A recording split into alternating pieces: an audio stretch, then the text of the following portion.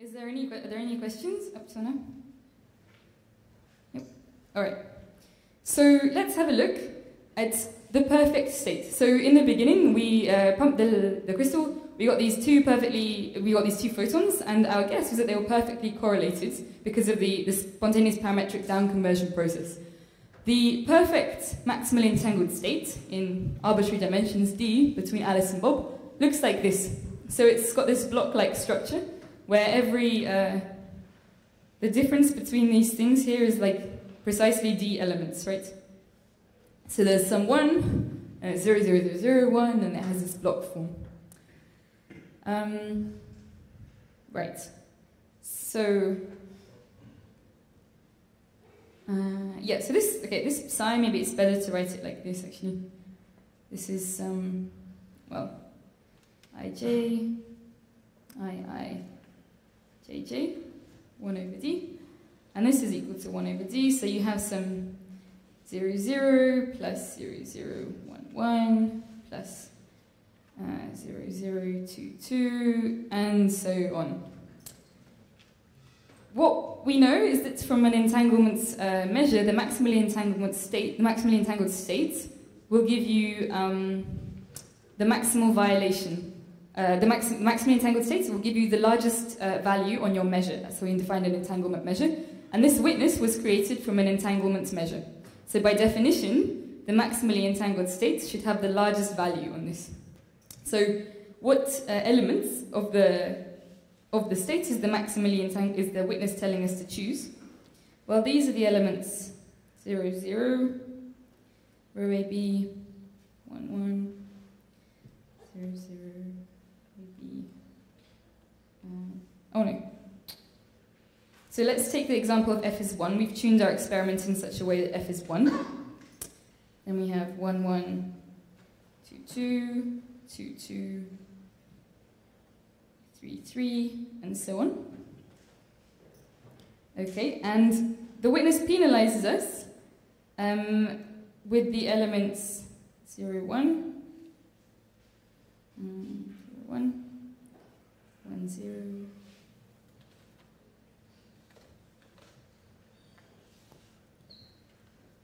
2, 1, 2, 2, 1,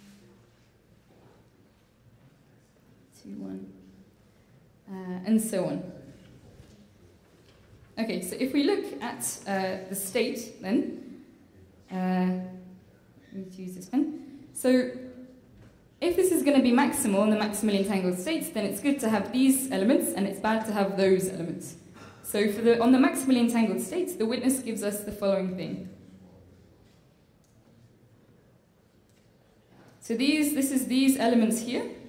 Elements 0, 0, 1, 1, 1, 1, 2, 2, and so on. These ones here are all picked up by the witness, and the ones which are penalized are, let's put them in blue maybe.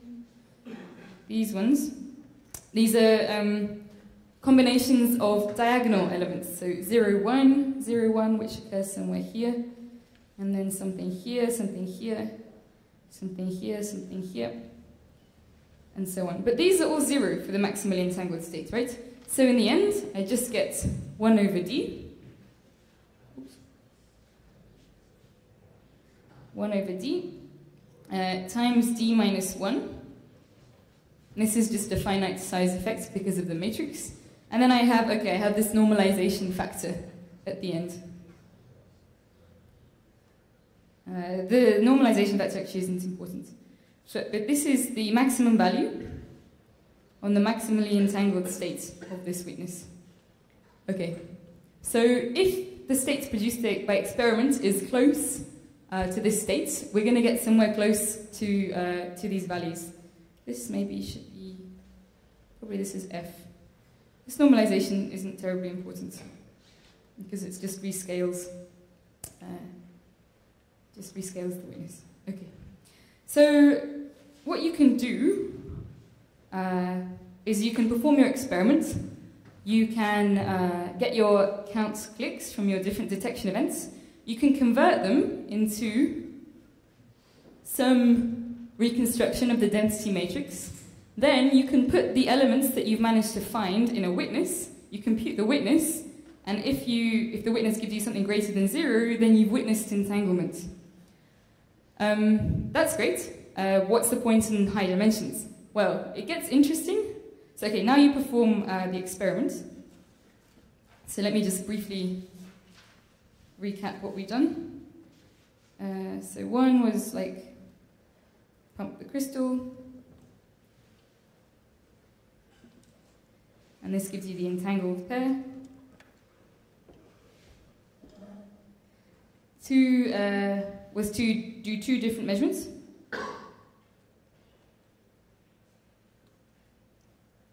These are multi-outcome measurements because the number of outcomes is given by the number of time bins.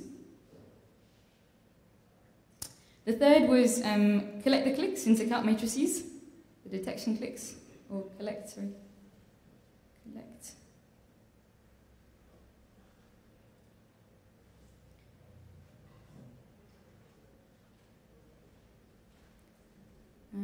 For each pair of detectors. So for each measurement, you have a count matrix A0, B0, A0, B1, A1, B0, and A1, B1. Then you figure out what you measured, which is a combination of theory and experiment. And then, because you've obtained all the data now, what you do is you relate the count matrices to elements of the underlying state.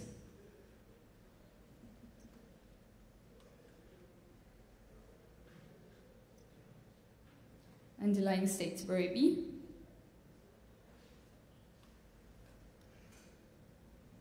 And in general, this is a lot of data. So when we did it, it was over 100 gigabytes of data. I had no idea that this amount of data even existed. The 100 gigabytes is like, well, a film is 700 megabytes, right? So it's a lot of films, over 150 films or something.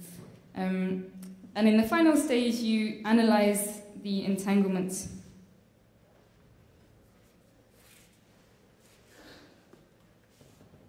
Witness.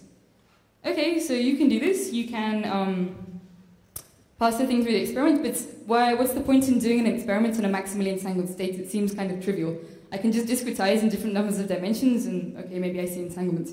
The point of everything was that now we add a whole bunch of noise. So what they did in the lab was turn up the lights. So they had literally LEDs shining at the detectors of Alice and Bob, and they kept performing the experiments, so creating entangled pairs, sending them through the setup, but at each time they were changing the value of the light, the amount of light, so in a controlled fashion.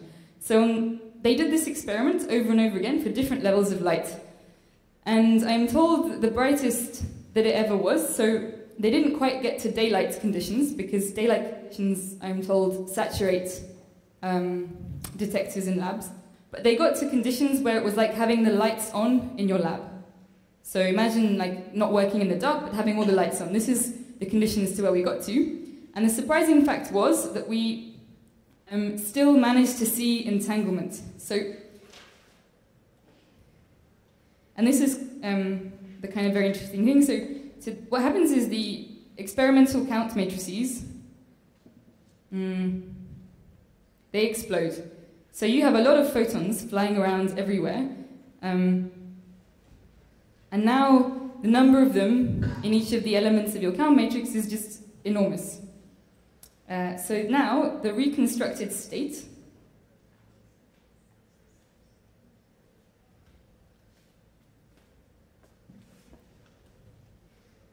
is very noisy.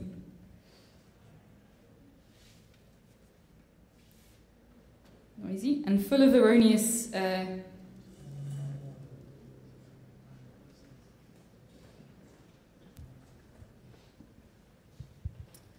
detections, which didn't correspond to the thing that the crystal was producing.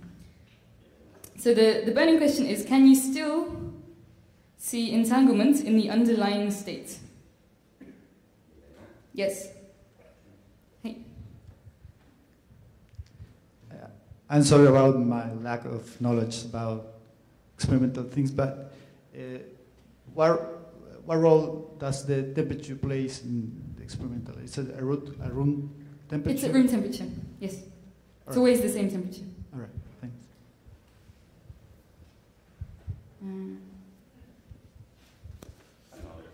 Mm-hmm. When you turn on the lights, yes. I didn't turn on any lights, but no. So yeah, when you don't, when you have some light in the room, mm-hmm. the kind of error you're inducing is detecting photons when there are none. No, or there are does photons. it also? The photons are everywhere and they're being detected. Yeah, but my point is more like you're only committing errors in one direction, like you were detecting photons that were not the ones you were trying to detect. Exactly. Like you were not. I'm detecting not all detecting. Doesn't it make a difference? Like your own. I don't think I'm being too clear. Do you understand what I mean? I understand what you're saying. So there are two things. I hope. Well, there is particle loss. So imagine we didn't turn the lights on. Yeah. Then we have a noise model for particle loss. When, for instance, a pair leaves the crystal, but one of the pairs is lost. Alice or Bob goes missing. So then only one photon is detected in the frame. That's particle loss. And in the case, imagine that you did this perfectly, then you would see in both of the frames of Alice and Bob only one detection. And this is a result that you have to throw away because you lost the particle. In this case, we don't know, right? If the particle was lost or whether the particle came from some torch shining around. So it's a mixture, if you like, of noise models. One is from particle loss and the other is from adding white noise. Mm-hmm.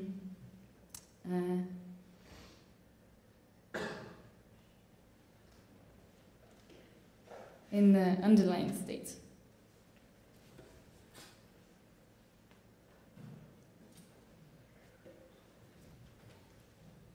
And the answer, surprisingly, is yes, if you discretize to high enough dimensions. So this is why the high dimensions are important in this particular experiment and, well, actually a few others.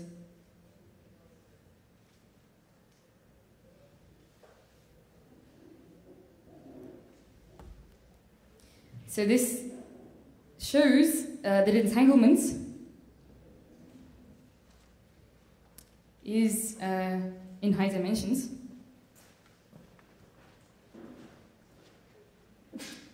Is robust to noise.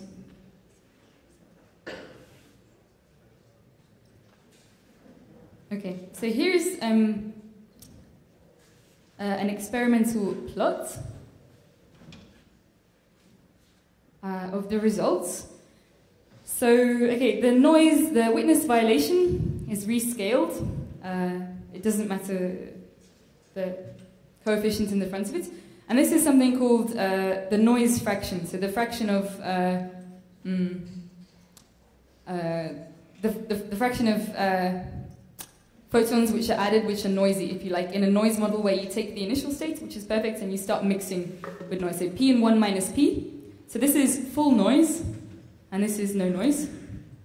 And okay, let's look at this yellow graph, the yellow line, sorry, for dimension 10. So you see that at noise fraction 0.6, when we discretize the time frame into 10 dimensions, after going higher than noise 0.6, the state starts to look separable for 10 dimensions. However, this is on the same data, right? Using the same data, if you discretize the time frame to 20 dimensions, the state looks entangled. Okay, so higher dimensional, it's the same data, it's the same state, but we've just chosen a different discretization. This is something that you can do after you've collected the results. These numbers have to be chosen in a special way to do with the lengths of the fibers in your experiments and considerations such as coherence and so on. But as you can see, as we go to higher and higher dimensions, the state looks entangled for longer. Like I'm adding, this is 0.9 maybe, higher than 0.9, a lot of noise, and I still detect detanglement in the underlying state. So this is very interesting because what is to stop us going higher than 80 in our discretization? What is to stop us going to any number? This is a question we'll answer very shortly. But going back to Isadora's question on noise, so this is so what we see is that high-dimensional states are robust to noise. So this is like a very typical noise model. With probability p, I have my states that I wanted in the beginning, and with probability 1 minus p, I have some noisy thing. This is also the same noise model that you would get for particle loss for the maximally entangled state. Because if I lose one particle, that means I trace out Bob. The marginals of Alice for a maximally mixed state are maximally mixed. So I have identity tensor identity. So this is also a good model for particle loss for the maximally entangled state, as well as a model for isotropic noise. And the reason that this works for our experiment is the following thing. So you have some count matrix. So these are the numbers of detections. These numbers have maybe like 1,000, 2,000, something, numbers like this. And let's say this is the count matrix for measurements in basis 1. These counts you map to the underlying states rho AB to these numbers. More or less, the diagonal entries of this count matrix are mapped perfectly to the entries that you want for your witness. Sometimes you get something erroneous, but that's okay. And the point here, so okay, let's write that this is a good model for particle loss. Particle loss and isotropic noise. Okay, so this P, what we find, the thing I'm trying to say is that you can compensate a linear increase in noise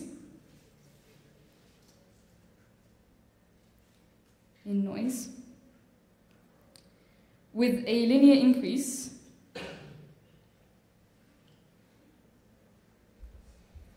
in the dimension of the state for this noise model.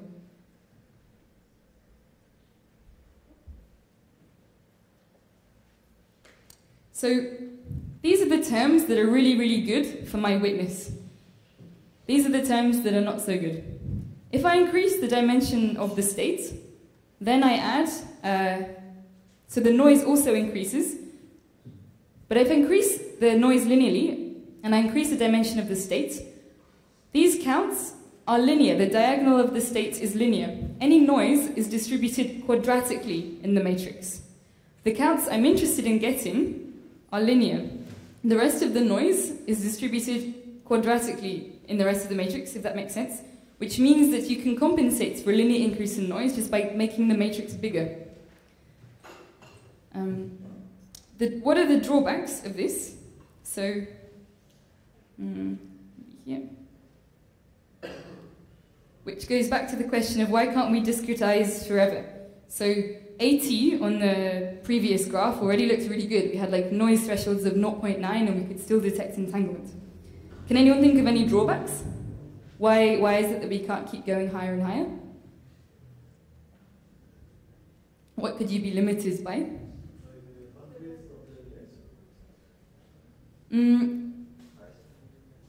Sorry?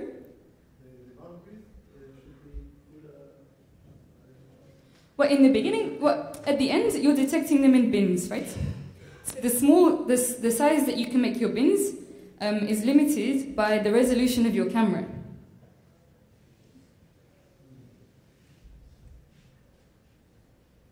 Of the CCD that you use to time tag. The two photons. And from crosstalk, you get additional measurements channels appearing. But these seem like technological problems, right?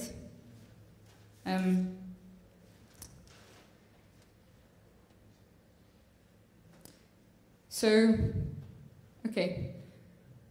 With this, I will finish. So the answer to why high-dimensional entanglement is useful, practically, it's useful in quantum communication, because if I discretize to a bigger, to more time bins, I have a larger dimensional state space, I have more information in a single photon, right? This is useful for quantum cryptography. It's robust to noise. It's really easy to produce. You just pump a laser, which means that, for quantum cryptography, you want to distill a maximally entangled state as a key. If you only need a maximally entangled state of 2 qubits, then it's kind of likely that you're going to get it from this really easy to produce source, which is sending you maximally entangled states. You can just distill out the part that you like. And as we saw, it's robust to noise. But I think the reason that I'm interested in high-dimensional entanglements is a foundational reason. And it's how much information is it physically possible to fit in one photon, and what are the fundamental bounds? So I don't know why it's not possible to discretize beyond 80, 100, 200, but there must be a limit. You can't fit an infinite amount of information in one photon. And I don't know, and I don't think anyone else knows why, and what are the fundamental limits. And I think this is a really interesting question for high-dimensional entanglement. Thank you.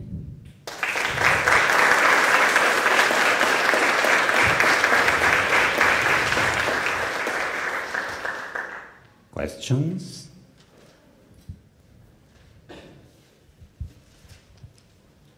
Hi.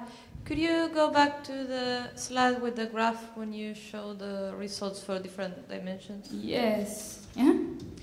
So, what is the relation of how much it grows when you double the dimension? Because I mean, the gap from 20 to 10 is bigger than the gap from 40 to 20 and so on. What is the relation? Okay, so from this graph I can't tell you the relation because it's rather complicated, and it depends on how you rescale the witness. So I think we did this especially so that the graphs didn't cross to create confusion. But the witness can be rescaled to anything you like. I can't give you a good answer as to the difference between them, I'm sorry, without having to go back to the calculations.